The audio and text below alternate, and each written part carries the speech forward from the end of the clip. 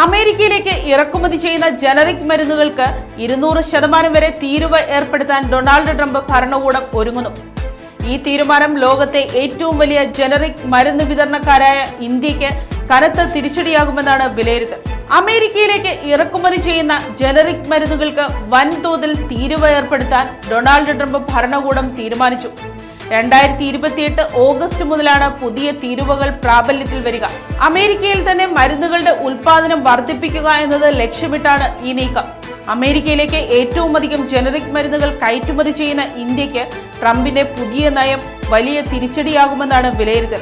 ഘട്ടം ഘട്ടമായാണ് തീരുവ വർദ്ധിപ്പിക്കുക. 2026 ഓഗസ്റ്റ് 1 മുതൽ ആദ്യത്തെ 2 വർഷത്തേക്ക് ജനറിക് മരുന്നുകൾക്ക് തീരുവ ഉണ്ടാകില്ല.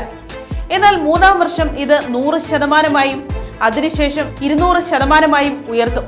അമേരിക്കൻ ജനതയുടെ താൽപര്യങ്ങൾ സംരക്ഷിക്കാനാണ് ഈ തീരുമാനമെന്ന് അദ്ദേഹം വ്യക്തമാക്കി. അതേസമയം പേറ്റന്റ് ഉള്ളതും ബ്രാൻഡഡ് ആയതുമായ മരുന്നുകളുടെ നയത്തിൽ മാറ്റമുണ്ടാകില്ല. നിശ്ചിത സമയപരിധിക്കുള്ളിൽ അമേരിക്കയിൽ ഉൽപാദന കേന്ദ്രങ്ങൾ സ്ഥാപിക്കാത്ത കമ്പനികൾക്ക് കനത്ത പിഴ ഈടാക്കുമെന്നും ട്രംപ് മുന്നറിയിപ്പ് നൽകി. ലോകമെമ്പാടുമുള്ള രാജ്യങ്ങളിലേക്ക് മരുന്നുകൾ കയറ്റുമതി ചെയ്യുന്നതിനാൽ ഇന്ത്യ ലോകത്തിന്റെ ഫാർമസി എന്നാണ് അറിയപ്പെടുന്നത്. അമേരിക്കയിൽ ഉപയോഗിക്കുന്ന ജനറിക് മരുന്നുകളുടെ 40%-വും ഇന്ത്യയിൽ നിന്നാണ്. ഗ്ലോബൽ ട്രേഡ് റിസർച്ച് ഇനിഷ്യേറ്റീവിന്റെ റിപ്പോർട്ട് പ്രകാരം 2024-2025 സാമ്പത്തിക വർഷത്തിൽ $9.7 ബില്യൺ മരുന്നുകളാണ് ഇന്ത്യ അമേരിക്കയിലേക്ക് കയറ്റുമതി ചെയ്തത്. ഇത് ഇന്ത്യയുടെ ആകെ ഫാർമ കയറ്റുമതിയായ $25.8 ബില്യൺ 30% വരും. പുതിയ പ്രഖ്യാപനം ഇന്ത്യൻ മരുന്ന് നിർമ്മാണ കമ്പനികളെ എങ്ങനെ ബാധിക്കുന്നുവെന്ന് നിലവിൽ വ്യക്തമല്ല.